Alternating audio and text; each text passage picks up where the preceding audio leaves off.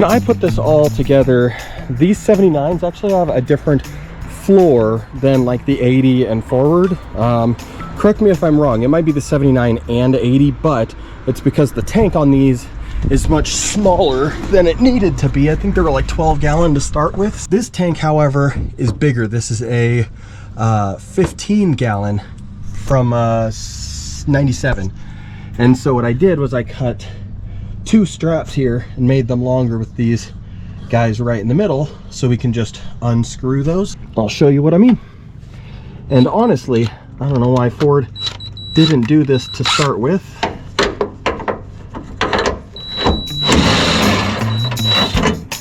Look at that. There's your freaking upgraded Mustang straps right there. That just makes life easy, don't it? Oh, brother. Let's grab that other one.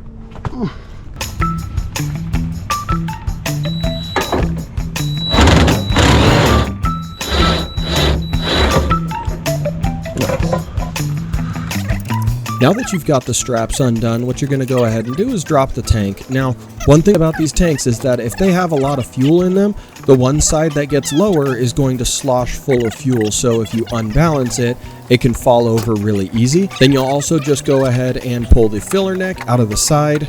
And before you pull it all the way down, you want to just double check the electrical connections and the fuel lines to make sure that they have enough wiggle room, just so you can get them disconnected before you drop the tank. And you disconnect those lines using special fuel hose tools here.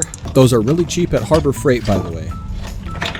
Now these are 360-degree clamps. They go all the way around the metal line. So you use this tool to slide under there, lift the fingers off that clamp it all around the metal tube, and it'll just pop right off. It takes a little bit of practice, but that's why I threw that PB blaster on there. It makes life easier. Nice. There we go.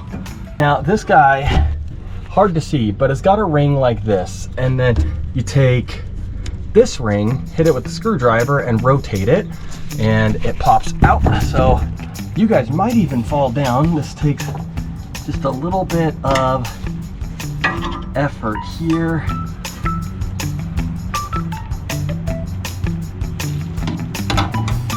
But you just take a flathead, put it right on the, oh wow, that one, that's loose. Okay, wow, holy shoot. That's about the loosest one I've ever seen in my life. All right, and now we can bring our carrier out here. And holy cow, this thing is crusty. Oh, jeepers. Oh boy, this is. Now, if you guys remember the episode of where I tried to drive my untuned Mustang to my tuning appointment, how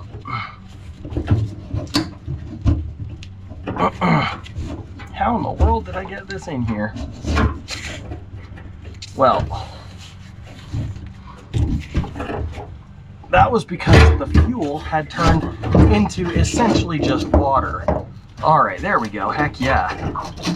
Oh yeah. Cool. So look at all the corrosion on this. Holy cannoli. Well, gee, I wonder why that pump failed, huh? You can literally see, like, geez, that's crazy.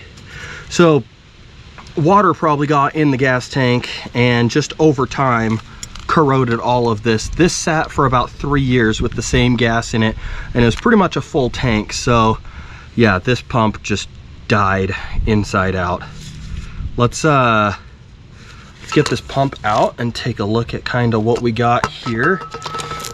So we've got our oh yeah, that's good. Just get it all out there. Yep. So we've got a hose clamp right here.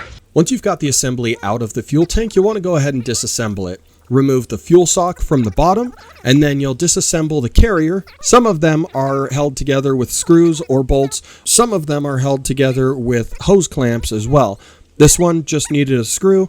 It was a little bit rusty just because of the condition of the inside of the tank, but use an impact with a Phillips there to it'll help you with those rusty screws. Just don't bang on it, just let it just and yeah, opens up, and then our fuel pump pops right out here. Incredibly disgusting, rusty.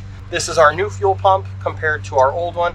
Now this guy here is supposed to be a Walbro 255.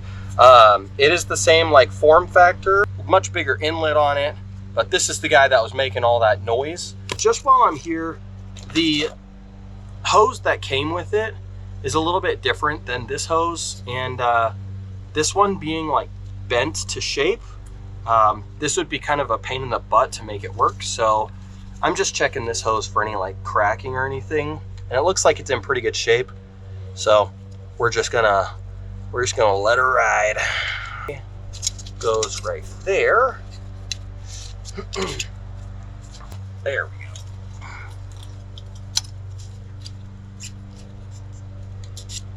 Nice. So then it kind of tucks in there, right? Nice. Cool.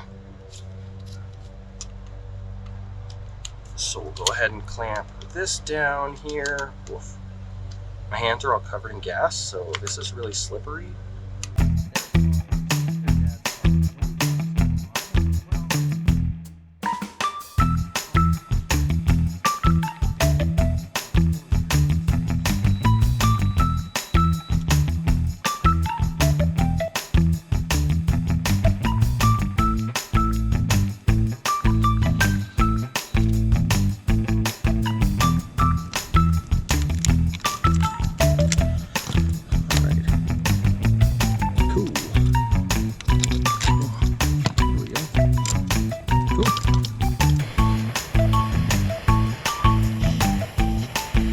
That is an Aeromotive Stealth 340 for my 79 Mustang.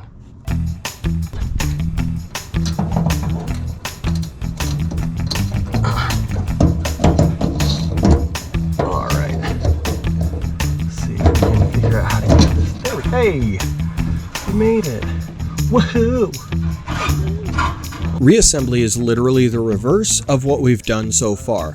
We'll go ahead and get our fuel lines on, start lifting the tank up, make sure the filler neck is in the hole, and then before we put it all the way up, we want to make sure that the fuel filter gets replaced. On these Mustangs, it's a little difficult to get to, but it's right above the rear axle, and it's worth doing it all at the same time. No sense shoving a bunch of disgusting stuff right up line. Just do the filter. It's like $12. So, let's take a pause. All right, well, we've got the fuel pump replaced. We'll just go ahead and do a final check here. Turn the power on. Key in.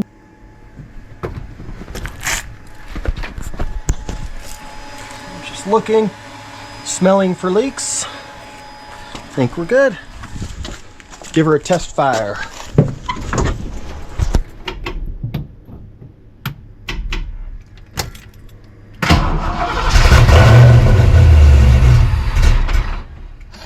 Might be some air in the line.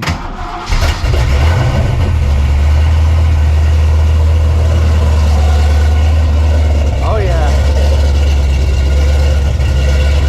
You want me to rev it? I'll rev it.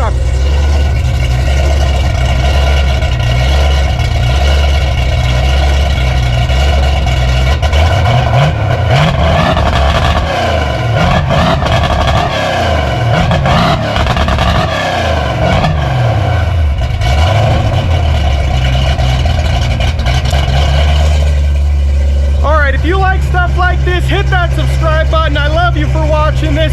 I want you to know I got a ton of other cool stuff on my channel. I'd appreciate it if you like this video. Check out the channel. Do me the favor. We got this cool little car right here. This supercharged Lincoln. That swapped F-250. And I love you. I'll see you on the next one.